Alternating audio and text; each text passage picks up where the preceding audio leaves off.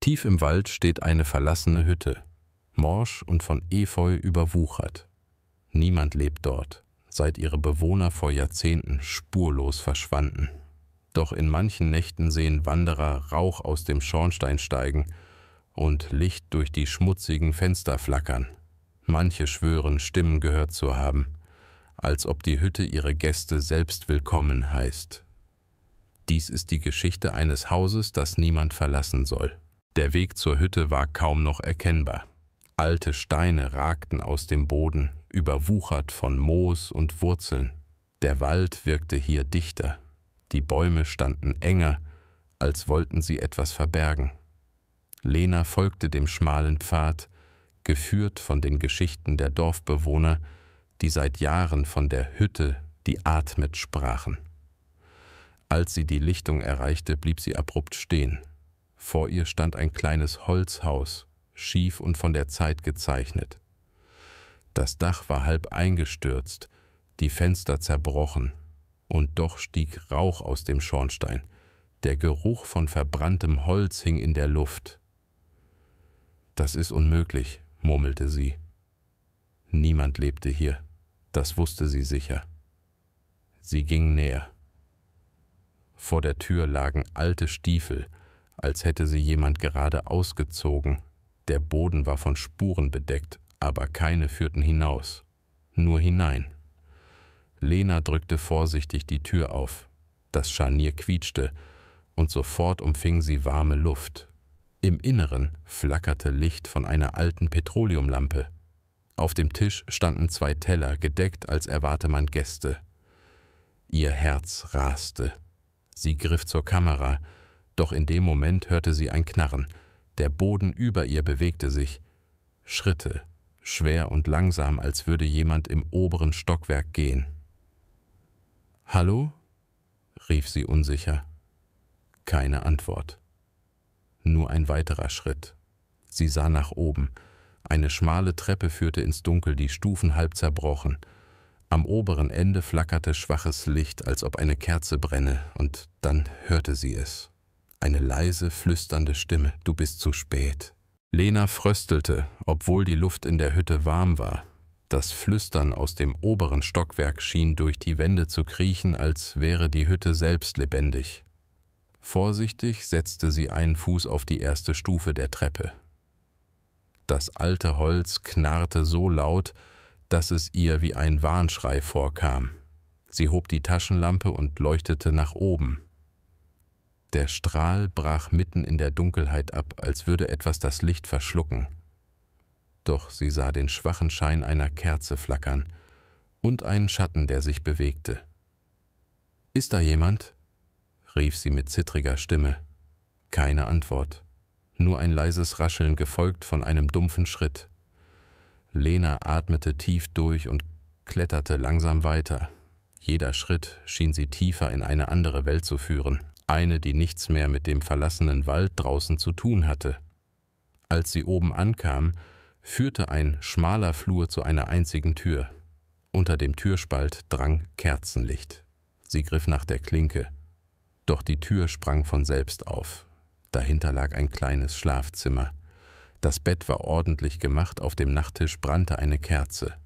Daneben lag ein geöffnetes Buch. Lena trat näher und beugte sich über die Seiten. Es war ein Tagebuch, die Schrift alt und schwungvoll. Sie las: »Heute Nacht kommt sie. Sie weiß es noch nicht, aber sie gehört uns.« Ein eisiger Schauer lief ihr über den Rücken. Sie blätterte um und erstarrte. Auf der nächsten Seite stand ihr eigener Name: Lena Müller, Ankunft heute. In diesem Moment erlosch die Kerze. Das Zimmer versank in Dunkelheit, und direkt neben ihrem Ohr flüsterte eine Stimme: »Willkommen zurück.« Lena stolperte zurück. Das Herz hämmerte in ihrer Brust. Das Tagebuch lag noch immer offen auf dem Nachttisch.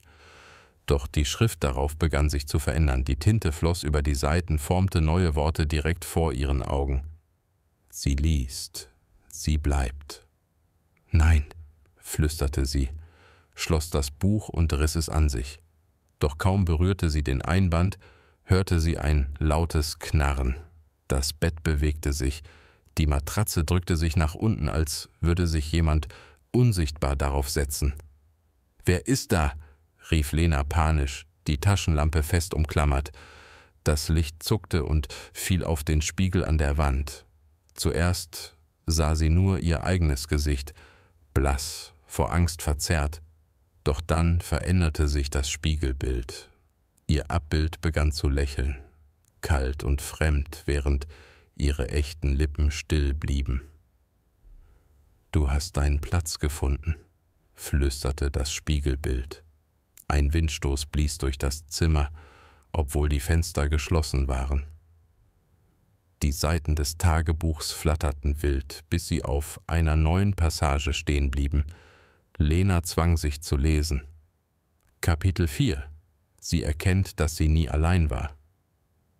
Plötzlich hörte sie Schritte hinter sich, langsam schwer über die Dielen des Flurs. Sie drehte sich ruckartig um, doch niemand war da. Stattdessen stand die Tür, durch die sie gekommen war, nun weit offen. Der Flur dahinter war dunkel, tiefer als zuvor, als hätte sich das Haus selbst verlängert. Das Flüstern kehrte zurück, vielstimmig, überall um sie herum. »Komm weiter, du gehörst uns schon.« Lena hielt das Tagebuch fester an sich, als wäre es der einzige Beweis, dass sie noch sie selbst war. Doch tief in ihrem Inneren wusste sie, die Hütte hatte sie bereits angenommen. Lena zögerte einen Moment an der Schwelle. Der Flur, der sich nun vor ihr erstreckte, war nicht mehr derselbe wie zuvor. Die Dielen waren schwarz verfärbt, die Wände wirkten feucht, als würden sie atmen. Ein modriger Geruch hing in der Luft. Sie setzte einen Schritt hinein, das Tagebuch fest an die Brust gedrückt. Sofort begann das Flüstern lauter zu werden. Zuerst unverständlich wie ein Summen, dann klarer. Es waren Namen, fremde Namen, Dutzende, Hunderte, die nacheinander gerufen wurden. Manche klingen alt, manche neu. Schließlich hörte sie ihren eigenen. »Lena!« Ihre Knie zitterten. Sie leuchtete mit der Taschenlampe in die Dunkelheit, doch das Licht drang nicht weit. Stattdessen flackerte es auf den Türen, die nun links und rechts im Flur auftauchten. Jede Tür war nummeriert, doch die Zahlen waren zerkratzt, übermalt oder durchgestrichen. Lena ging langsam weiter. Sie hörte hinter einigen Türen Kratzen, leises Weinen, manchmal sogar ein Klopfen. Einmal riss sie instinktiv an einer Klinke, doch die Tür ließ sich nicht öffnen. Stattdessen erschienen auf dem Holz neue Worte, schwarz wie frisch gemalt. »Bleib draußen!« Ein Schauer jagte ihr über den Rücken. Plötzlich sah sie am Ende des Flurs ein Licht. Warm, golden, einladend, ganz anders als das kalte Flackern der Lampe. Hoffnung keimte in ihr auf. Vielleicht ein Ausgang, vielleicht die Tür zurück in die Realität? Sie rannte darauf zu, das Herz raste. Doch je näher sie kam, desto kälter wurde die Luft. Der Schein schien nicht heller, sondern schwächer zu werden, als würde er sich zurückziehen. Schließlich stand sie vor einer großen alten Tür. Das Licht sickerte aus dem Schlüsselloch. Lena hob zögernd die Hand und legte sie an die Klinke. In diesem Moment begann das Tagebuch in ihren Armen, sich von selbst aufzuschlagen. Die Seiten flatterten und blieben bei einer neuen Überschrift stehen. Kapitel 5 – Das Zimmer, das sie nie hätte betreten dürfen. Lena umklammerte das Tagebuch, während die Tür vor ihr langsam knarrend aufschwang. Das warme Licht drang in den Flur, hüllte sie ein und wirkte fast beruhigend. Doch tief in ihrem Inneren wusste sie, dass es eine Falle war. Das Zimmer dahinter war überraschend gepflegt. Ein Kamin brannte lichterloh, obwohl kein Holz darin lag. Ein Teppich bedeckte den Boden und auf einem Tisch standen Teetassen, dampfend, als hätte jemand gerade eingeschenkt. »Hallo?« rief Lena zögernd. Da bewegte sich etwas im Sessel am Kamin. Eine Gestalt in eine Decke gehüllt, drehte langsam den Kopf. Das Gesicht war von Schatten verhüllt. Doch als das Licht aufflackerte, erkannte Lena, es war ihr eigenes. »Du bist spät«, sagte die Doppelgängerin mit ihrer Stimme, aber kälter, fremder.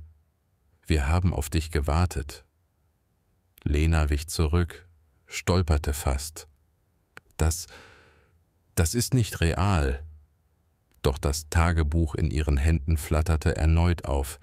Die nächste Seite schrieb sich selbst. Sie sah sich selbst und wusste, es gab kein Zurück. Ihre Doppelgängerin erhob sich aus dem Sessel, langsam, beinahe würdevoll. »Dies ist dein Zuhause. Hier werden Geschichten lebendig, hier bleibst du, bis jemand Neues kommt.« »Nein«, schrie Lena. Sie warf die Taschenlampe in Richtung des Tisches. Das Licht zersprang, der Raum zuckte im Schein der Flammen. Für einen Moment verschwanden Kamin und Möbel, und das Zimmer zeigte sein wahres Gesicht. Die Wände waren von Kratzspuren übersät. Der Teppich war durchtränkt von dunklen Flecken, und die Tassen auf dem Tisch waren mit eingetrocknetem Blut gefüllt. Ihre Doppelgängerin lächelte, mit schwarzen Augen. »Siehst du? Alles war schon geschrieben.« Das Tagebuch in Lenas Händen brannte heiß. Eine neue Überschrift erschien. Kapitel 6 – Die Entscheidung. Lena hielt das Tagebuch so fest umklammert, dass ihre Fingerknöchel weiß wurden. Die Seiten glühten schwach, als wollten sie zwingen, weiterzulesen. Vor ihr stand die Doppelgängerin, die schwarzen Augen unbeweglich auf sie gerichtet. »Es gibt nur 2 Wege«, sagte sie mit Lenas eigener Stimme. »Du liest bis zum Ende und bleibst hier. Oder du schreibst selbst.« Das Tagebuch schlug sich von allein auf. Die leere Seite war bereit, Tinte floss schon am oberen Rand, als warte sie auf ihre Hand. Eine Feder erschien aus dem Nichts, legte sich vor sie auf den Tisch. Ich will nicht«, flüsterte Lena. Die Doppelgängerin trat näher, das Lächeln breiter. »Dann wirst du gelesen, bis nichts mehr von dir übrig ist.« Das Flüstern der Hütte kehrte zurück, diesmal lauter, klarer. Stimmen, die durcheinander schrien. »Schreib, schreib, schreib!« Lena griff zitternd nach der Feder. Als ihre Finger sie berührten, floss sofort schwarze Tinte heraus, tropfte auf die Seite. Worte formten sich, nicht aus ihrem Willen, sondern aus ihrer Angst.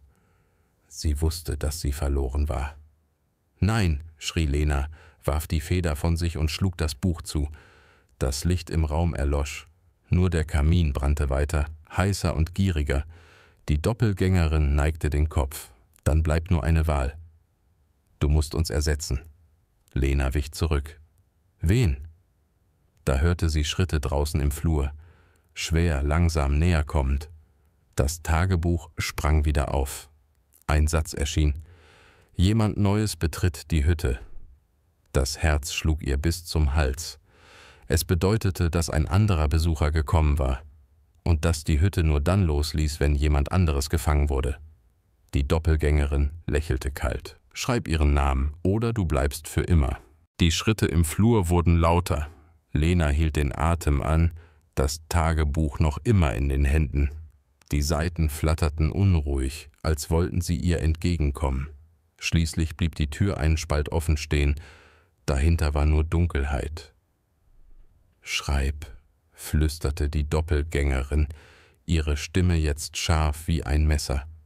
»Nur so kommst du frei.« »Nein«, hauchte Lena, »das kann ich nicht tun.« Doch das Tagebuch widersprach. Vor ihren Augen bildeten sich von selbst neue Worte. Die Hütte verlangt ein Opfer. Lena schüttelte den Kopf. Tränen liefen ihr über das Gesicht, doch in diesem Moment hörte sie draußen ein leises Husten. Eine andere Stimme, menschlich, echt. Jemand war tatsächlich in die Hütte gekommen. »Bitte nicht«, flüsterte sie. Die Doppelgängerin trat näher, legte ihr kalte Hände auf die Schultern. »Wenn du es nicht bist, wird es sie sein. Wähle.« Die Seiten des Tagebuchs begannen einen leeren Namen einzutragen, der nur darauf wartete, ausgefüllt zu werden. Die Feder, die zuvor zu Boden gefallen war, lag nun wieder auf dem Tisch. Sie zitterte, als ob eine unsichtbare Hand sie bereits führte. Lena griff danach, unfähig, sich zu wehren. Doch als sie die Spitze ansetzte, schrieb das Buch von selbst. Langsam, unaufhaltsam erschienen Buchstaben, bis ein Name auf der Seite stand. Es war nicht der Name eines Fremden. Es war erneut ihrer. Lena Müller, Opfer gebracht. Sie riss die Feder weg, doch zu spät. Der Raum erzitterte. Das Licht des Kamins erlosch und die Stimmen verstummten. Nur die Doppelgängerin blieb, die nun zufrieden lächelte. »Du hast gewählt«, sagte sie, »und die Hütte vergisst nie.« Der Boden brach unter Lenas Füßen auf. Sie fiel in Dunkelheit, während das Tagebuch langsam zuschlug. Lena stürzte in völlige Finsternis. Es fühlte sich endlos an, als würde sie durch ein schwarzes Meer aus Stimmen fallen. Schließlich schlug sie hart auf den Boden, doch als sie die Augen öffnete, befand sie sich wieder in der Hütte. Der Kamin brannte, das Tagebuch lag geschlossen auf dem Tisch. Alles war still, unheimlich friedlich. Für einen Moment dachte sie, es sei nur ein Traum gewesen. Dann bemerkte sie den Spiegel an der Wand. Ihr Spiegelbild stand dort, doch es bewegte sich nicht im Gleichklang mit ihr. Stattdessen trat es aus dem Glas heraus, ihre Doppelgängerin, wieder mit den schwarzen Augen. Sie hielt das Tagebuch in den Händen. »Die Geschichte ist vollendet«, sagte sie. »Du bist nun Teil von uns.« Lena wich zurück, stieß gegen die Wand. Doch überall, wo sie hinsah, erschienen Spiegel. Dutzende, vielleicht Hunderte, alle zeigten nur sie selbst. Und jede Version hatte das Tagebuch in den Händen. »Nein, ich will raus«, schrie sie. Die Spiegel begannen zu vibrieren und ihr eigenes Bild sprach im Chor. »Es gibt kein Draußen, es gibt nur uns.« Plötzlich hörte sie wieder Schritte. Jemand näherte sich der Hütte. Ein neuer Besucher. Durch das Fenster sah sie den Schein einer Taschenlampe im Wald. Das Tagebuch in den Händen ihrer Doppelgängerin schlug auf. Eine neue Seite erschien, leer, bereit, beschrieben zu werden. »Die Hütte verlangt immer mehr«, flüsterten die Stimmen.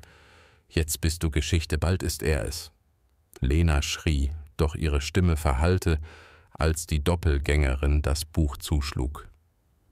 Am nächsten Morgen fanden Wanderer die Lichtung leer. Nur eine alte Hütte stand dort, mit Rauch aus dem Schornstein. Und auf dem Tisch lag ein Tagebuch, geöffnet mit einem neuen Eintrag. »Müller, Lena, für immer hier.« Tief im Wald steht die Hütte noch immer, überwuchert und scheinbar leer. Doch wer sich in ihrer Nähe aufhält, riecht manchmal Rauch aus dem Schornstein und sieht ein Flackern hinter den zerbrochenen Fenstern. Manche berichten von einem Tagebuch, das auf dem Tisch liegt, offen mit Namen, die niemand aufgeschrieben haben dürfte.